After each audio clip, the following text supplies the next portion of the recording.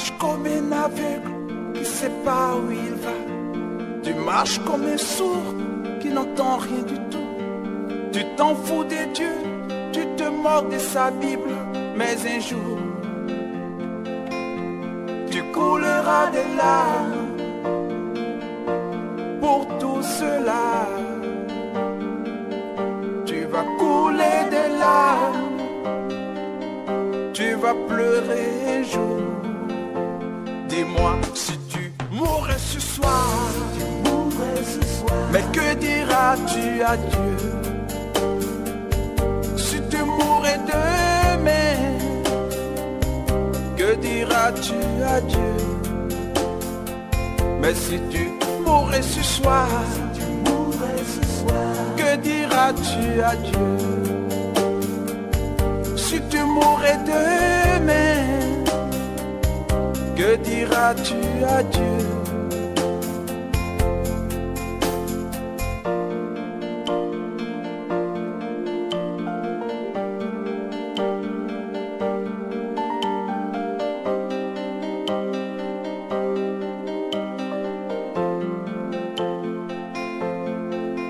Tu peux tout avoir dans ce monde pourri, les plus belles maisons, les plus belles voitures, toutes les plus belles filles viendront à tes pieds.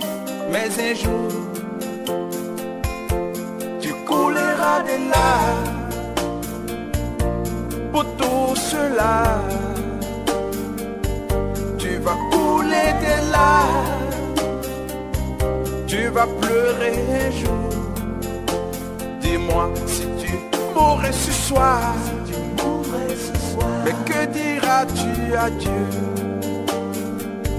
Si tu mourrais demain, que diras-tu à Dieu?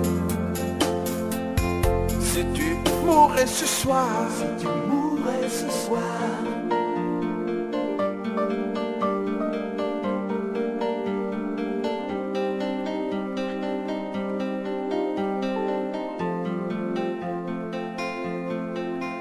tu marches comme un aveugle qui sait pas où il va.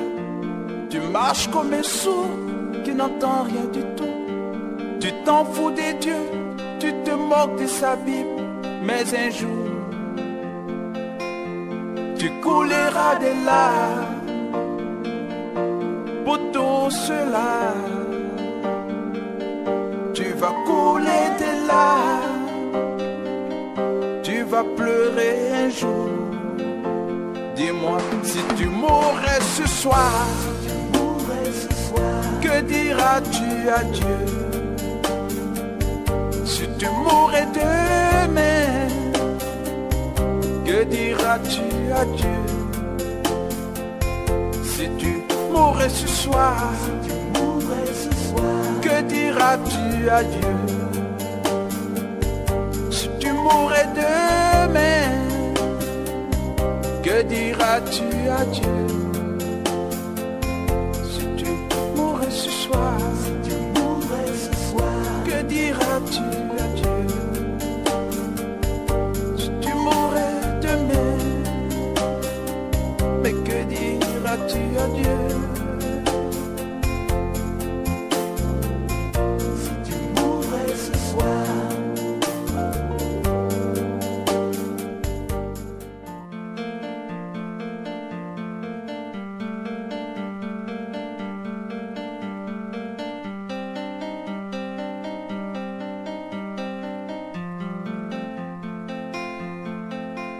Tu marches comme un aveugle qui sait pas où il va. Tu marches comme un sourd qui n'entend rien du tout. Tu t'en fous des dieux, tu te moques de sa Bible. Mais un jour, tu couleras des larmes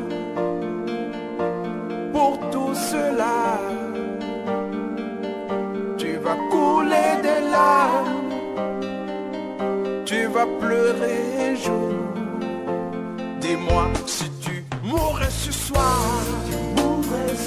mais que diras-tu à Dieu? Si tu mourrais demain, que diras-tu à Dieu? Mais si tu mourrais ce soir, que diras-tu à Dieu?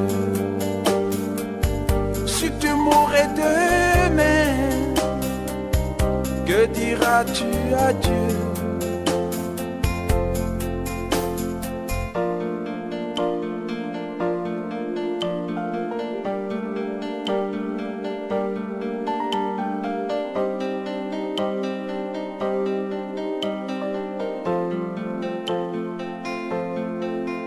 Tu peux tout avoir dans ce monde pourri, les plus belles maisons, les plus belles voitures, toutes les plus belles filles viendront à tes pieds. Mais un jour, tu couleras de larmes pour tout cela. Tu vas couler des larmes, tu vas pleurer un jour. Dis-moi si tu mourrais ce soir, mais que diras-tu à Dieu? Si tu mourrais demain, que diras-tu à Dieu? Si tu mourrais ce soir,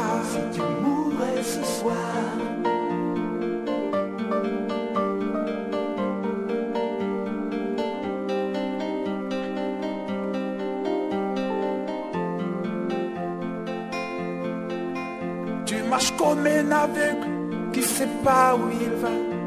Tu marches comme un sourd qui n'entend rien du tout. Tu t'en fous des dieux, tu te moques de sa Bible. Mais un jour, tu couleras des larmes pour tout cela.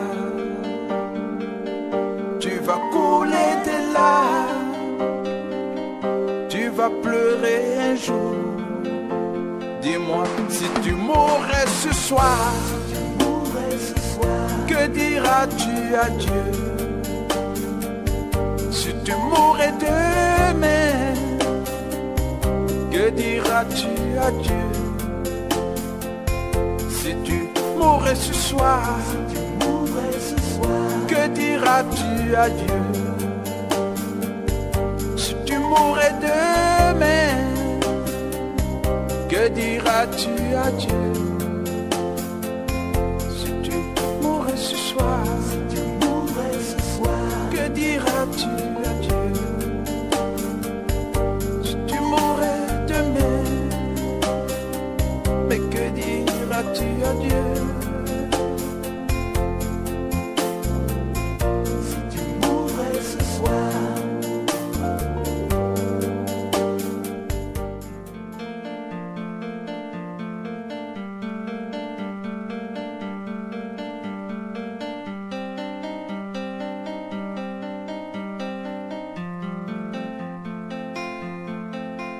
Tu marches comme un aveugle qui sait pas où il va. Tu marches comme un sourd qui n'entend rien du tout. Tu t'en fous des dieux, tu te moques de sa Bible. Mais un jour, tu couleras des larmes pour tout cela. Tu vas couler des larmes, tu vas pleurer un jour. Dis-moi si tu mourrais ce soir, mais que diras-tu à Dieu? Si tu mourrais demain, que diras-tu à Dieu?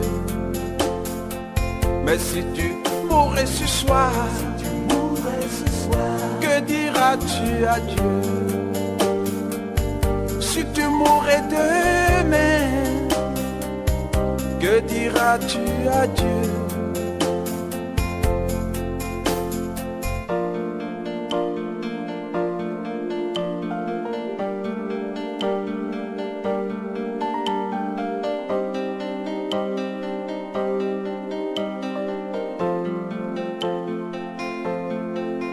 Tu peux tout avoir dans ce monde pourri, les plus belles maisons, les plus belles voitures, toutes les plus belles filles viendront à tes pieds. Mais un jour,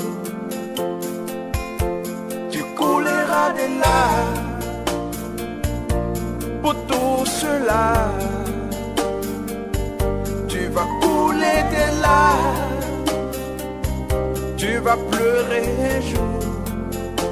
Dis-moi si tu mourrais ce soir, mais que diras-tu à Dieu? Si tu mourrais demain, que diras-tu à Dieu? Si tu mourrais ce soir, si tu mourrais ce soir,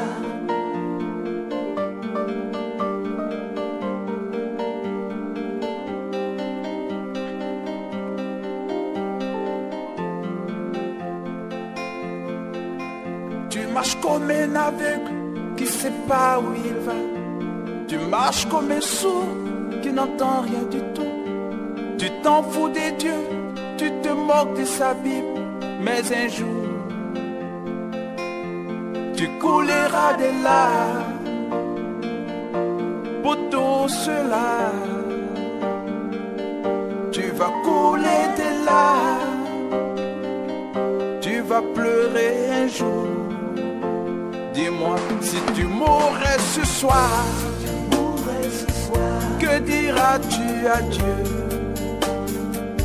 Si tu mourrais demain, que diras-tu à Dieu?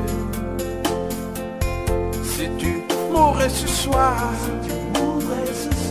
que diras-tu à Dieu? Si tu mourrais demain, que diras-tu à Dieu? Si tu mourrais ce soir, que diras-tu à Dieu?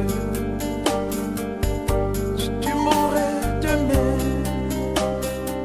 mais que diras-tu à Dieu? Si tu mourrais ce soir.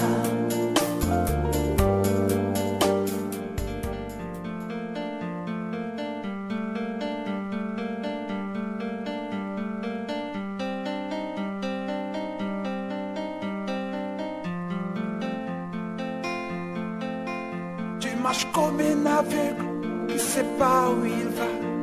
Tu marches comme un sourd qui n'entend rien du tout. Tu t'en fous des dieux, tu te moques de sa Bible.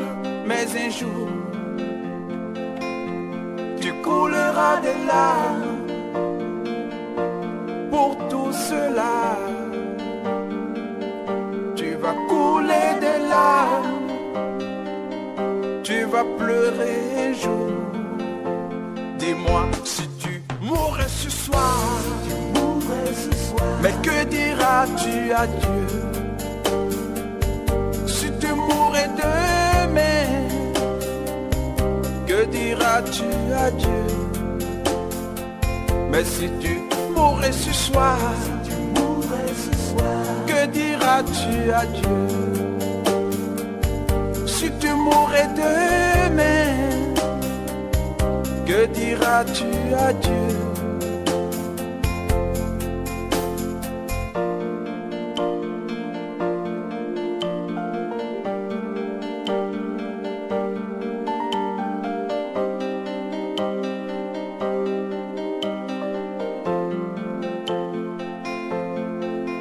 Tu peux tout avoir dans ce monde pourri, les plus belles maisons, les plus belles voitures, toutes les plus belles filles viendront à tes pieds.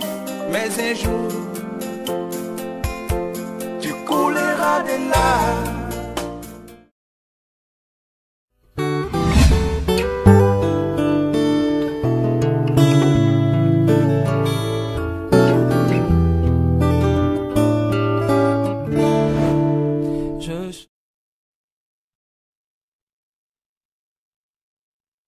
Canaan, ce pays que Dieu avait promis à Israël, Canaan était imprégné, imbibé de religion. Les gens pensent que parce qu'il y a religion, bon, si ça fait son affaire, tout ça. Voyez. Alors aujourd'hui, nous avons des églises d'homosexuels. J'en ai vu une l'autre jour sur Internet, voyez. C'est rempli d'hommes et de femmes, donc ils sont lesbiennes et homosexuels. Et c'est merveilleux, ils adorent Dieu, je ne sais pas quel Dieu, mais en tout cas, hein, et tout ce qu'ils disent lorsqu'on leur parle par rapport à la Bible, ils disent non, c'est pas ça qui est important, c'est l'amour. C'est l'amour. On s'aime et Dieu n'est pas contre l'amour. Donc on a fondé une église homosexuelle. Vous voyez, Satan, voyez, le serpent rusé, évidemment. Alors que la Bible condamne, je dirais, de la première à la dernière page, tout, je dirais, ce qui est contre nature. Ce qui est contre la nature. Même le païen sait très bien que ce n'est pas naturel, c'est contre nature. Voyez. Canaan était imbibé de religion. Partout à Canaan, il y avait des prêtres, il y avait des prêtresses, il y avait des médiums, il y avait des astrologues, il y avait des devins. Ça a été rempli partout. Et leur déclaration, ce qu'ils disaient, c'était fort. Et ça pouvait évidemment influencer l'avenir. Les gens les écoutaient et agissaient vis-à-vis de ce qu'ils déclaraient. Et évidemment, donc, ils avaient beaucoup de poids. Ils disaient communiquer avec les étoiles. Ils disaient communiquer avec les morts. Ils disaient qu'ils s'appuyaient sur des écritures anciennes, et ainsi de suite. C'était véritablement le territoire du diable. C'était un territoire obscur. C'est la raison pour laquelle Josué a reçu l'ordre d'anéantir, d'entrer dans ce pays et de le posséder. Et depuis ce temps-là, ce pays est à Israël. Depuis des millénaires, se sont établis là, qui était un pays de Cananéens, de gens qui consultaient les pronostics, les étoiles, les morts, les démons. Ils avaient, d'une certaine manière, on pourrait dire aujourd'hui, leur Nostradamus. Voyez. Ça, il y en avait des milliers en Canaan. Et chers amis, pour nous qui sommes arrivés à la fin des temps, nous avons besoin de faire attention à ne pas être séduits, je dis bien, par les faux prophètes. Les faux prophètes, Jésus a parlé au point s'il était possible de séduire les élus. Ce qui veut dire que pour séduire un élu, c'est très proche de la vérité. C'est collé, c'est quasiment, je dirais, ajusté pour séduire un chrétien, une chrétienne, et l'emmener au bout du rouleau, loin du Seigneur. Les flatteries écrasaient souvent Israël. Les mensonges, les séductions, les caresses dans le sens du poil, voyez. Évidemment, les faux prophètes avaient toujours de l'éclat. Toujours, c'était éclatant, c'était éclaboussant, c'était charmant, c'était prestigieux, éblouissant. Et cela était une menace très subtile pour le peuple d'Israël qui maintenant avait conquis ce pays-là. Et là, maintenant, ils avaient affaire à cela. Et Dieu va dire, attention à ne pas imiter ce qu'ils font dans ce pays-là. N'oubliez pas qu'à la fin de la Bible, il est dit, dans Apocalypse 21 et 22, dehors les enchanteurs. Les enchanteurs, dans la Bible, ce sont cette catégorie de personnes, ceux qui font de l'occultisme, ceux qui agissent avec les démons, ceux qui font tourner les tables, ceux qui enseignent à l'intérieur de l'Église des fausses doctrines, et ainsi de suite. Tous ces gens-là, dehors! En dehors de quoi? Du ciel! Dehors! Ils sont catégorisés avec les menteurs, ils sont catégorisés avec les impudiques, avec les meurtriers, avec les idolâtres, et quiconque aime et pratique le mensonge. Le moment où il y a mensonge, il y a connivence avec Satan. Jésus a dit que Satan est le père du mensonge. Derrière tout mensonge, il y a Satan. Et donc, pour nous, nous marchons dans la vérité. Jean va dire, je n'ai pas de plus grande joie que de voir mes enfants qui marchent dans la vérité. Dans la vérité. Amen. Alléluia. Gloire au Seigneur. J'aimerais ajouter particulièrement qu'en Israël, il y avait régulièrement des purges.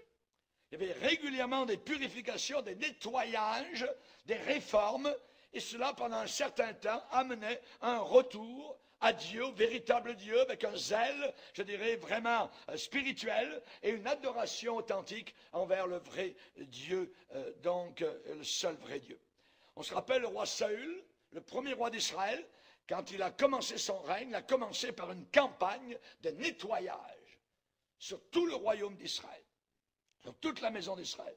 Il a détruit tout ce qui était occulte, tout ce qui était diseuse de bonne aventure, tout ce qui avait à faire avec adoration satanique. Et il a nettoyé tout cela. Mais, à la fin de sa vie, plus tard, son esprit s'est assombri par la désobéissance à Dieu. Désobéissance répétée, répétée. Et savez-vous la raison de sa mort? La Bible déclare pourquoi le premier roi d'Israël est décédé.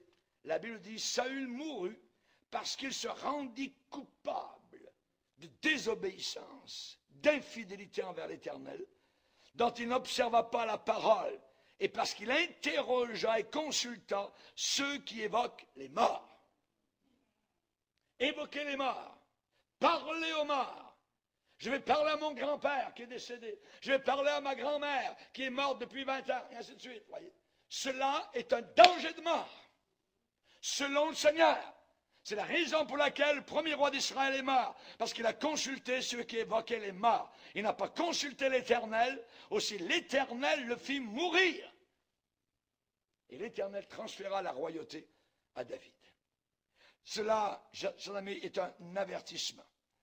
Dans les dernières heures de sa vie, il a cherché la direction et la consolation dans ce qui était interdit, dans ce qu'il avait détruit, dans ce qu'il avait brisé au début de sa royauté. Il est retourné, il s'est caché, il s'est même déguisé, et il est allé consulter à Endor une sorcière.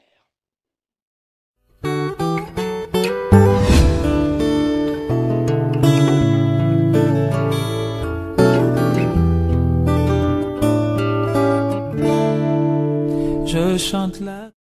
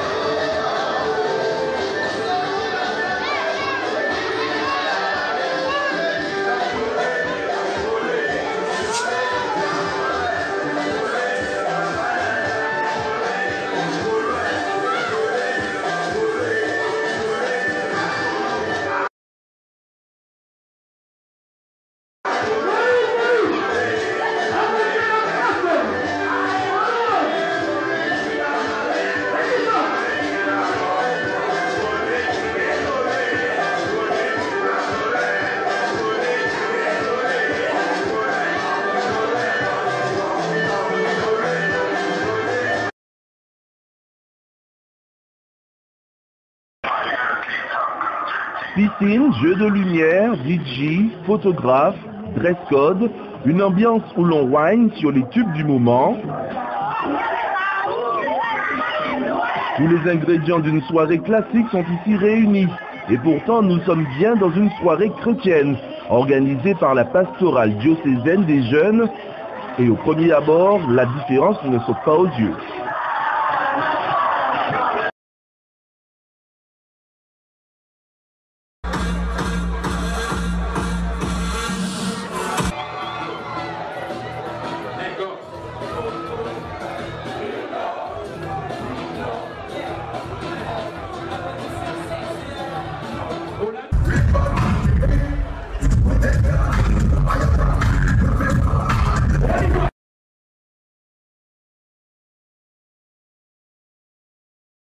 On est venu avec une autre mentalité. C'est-à-dire?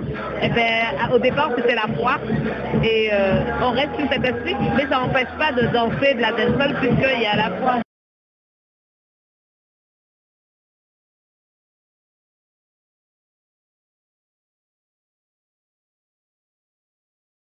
Il y a une chanson partie chrétienne. Et après, on fait profiter quand même les jeunes. Il ne faut pas les oublier.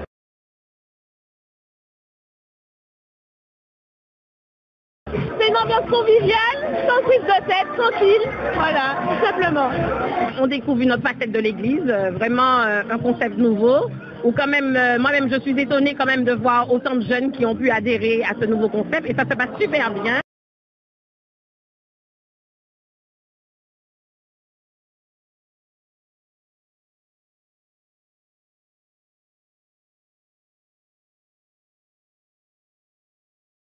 Et comme dans toutes les soirées, on danse collé serré.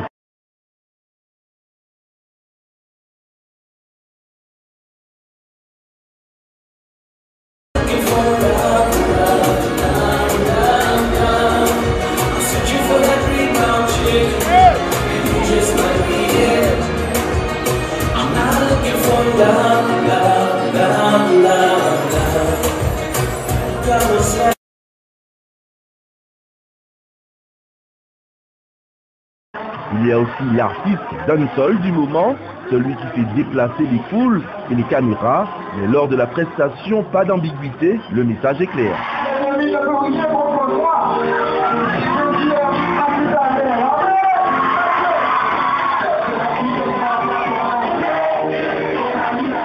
Non, je ne suis pas une star, mon frère. Je ne suis pas une star, je suis un prêtre. Je suis un prêtre qui s'éclate. Et je m'éclate avec la jeunesse. Et donc voilà, c'est un homme qui a lavé l'autre. Ils me le remettent bien, moi je leur donne bien. Donc on avance comme ça.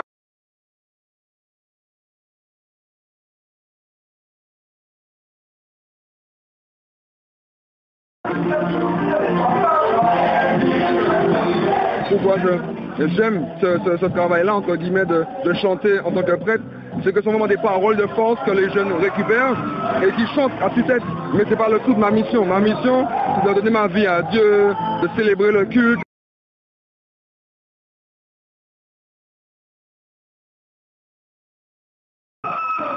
La Light Event en est à sa deuxième édition. Elle a regroupé cette année plus de 200 jeunes de 18 à 40 ans.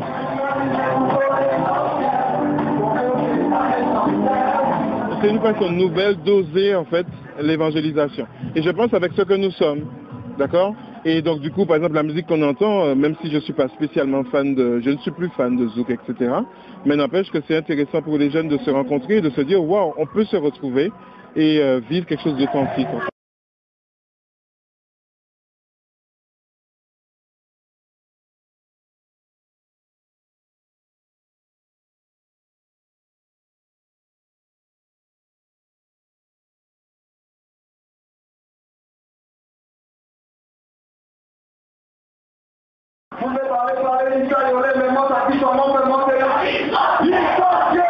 Une manifestation qui est appelée à durer dans le temps.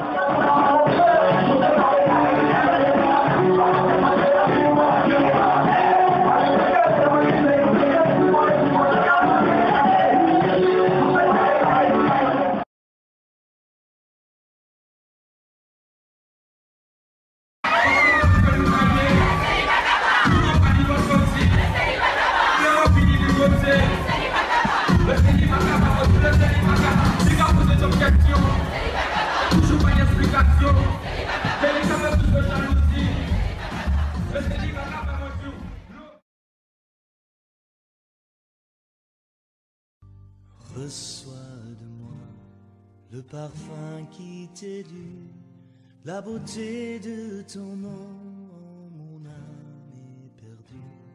Je veux n'être qu'à toi, Jésus, je t'aime. Reçois du peu que je trouve à donner, tout l'amour que mes yeux n'ont pas su te montrer. Je veux n'être qu'à toi, Jésus, je t'aime. Rien n'est plus beau que ton nom, rien n'est plus saint que le sang du pardon. Je veux n'être qu'à toi, Jésus mon roi. Je ne veux rien que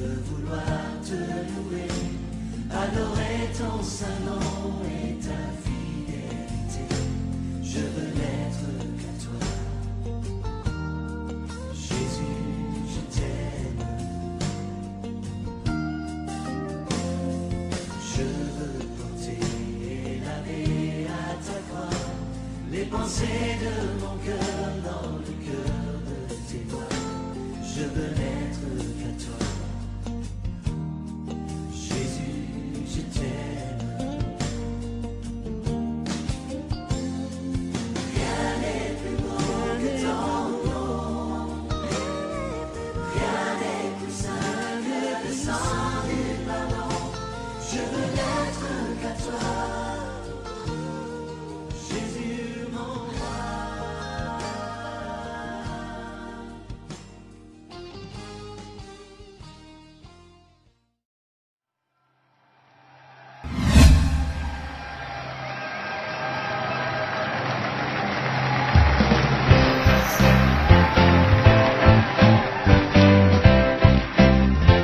Est-ce qu'on se réjouit ce soir?